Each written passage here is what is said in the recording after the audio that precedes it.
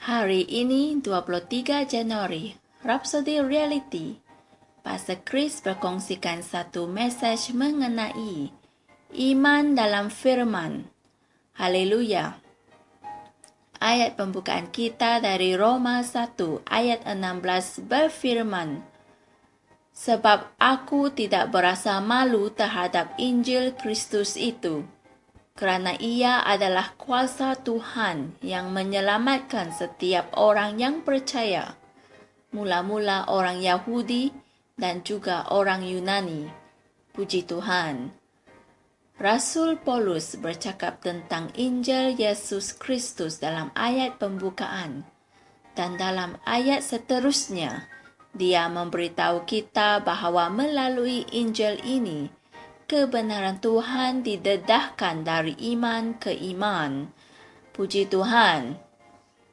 Dalam Roma 1 ayat 17 berfirman, "Sebab di dalamnya itu kebenaran Tuhan dinyatakan dari iman ke iman, seperti yang tersurat, orang benar itu akan hidup oleh sebab iman." Haleluya.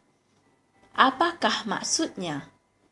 Ia bermakna hidup lebih daripada luaran manusia, sebab iman adalah tindak balas roh manusia kepada firman Tuhan.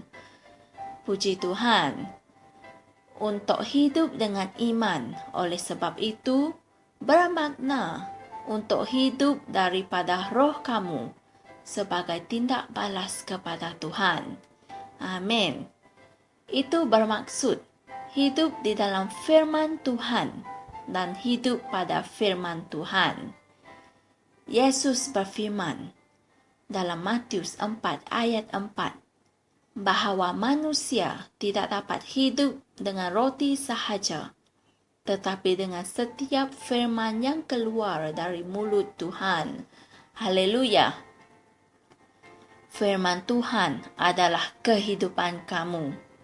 Ia adalah apa yang kamu perlukan untuk kehidupan rohani yang seimbang.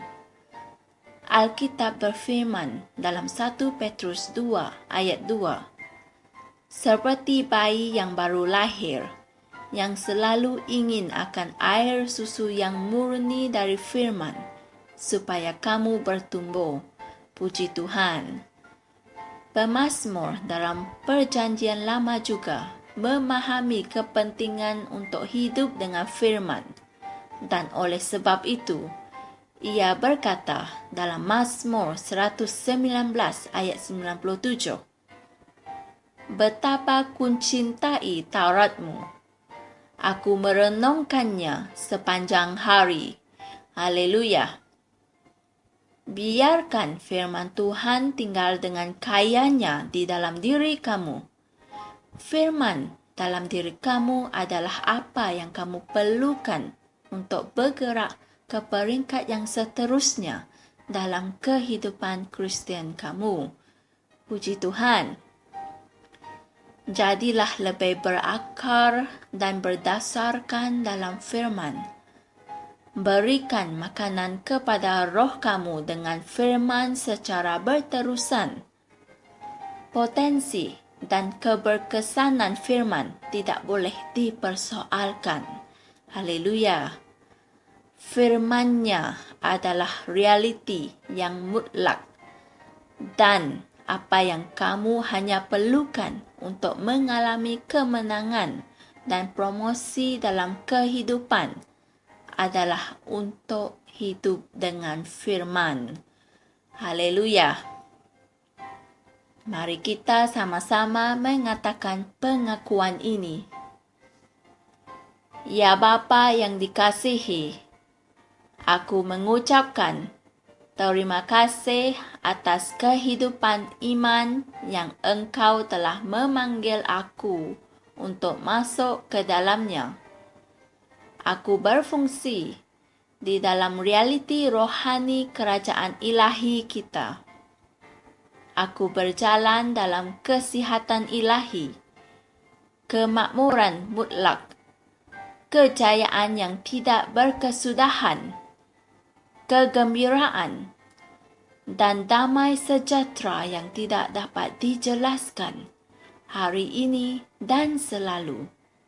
Dalam nama Yesus, amin. Untuk kajian yang selanjutnya, sila renungkan 2 Korintus 5 ayat 7 dalam kitab versi Amplified dan Ibrani 11 ayat 1. Tuhan berkati saudara-saudari sekalian.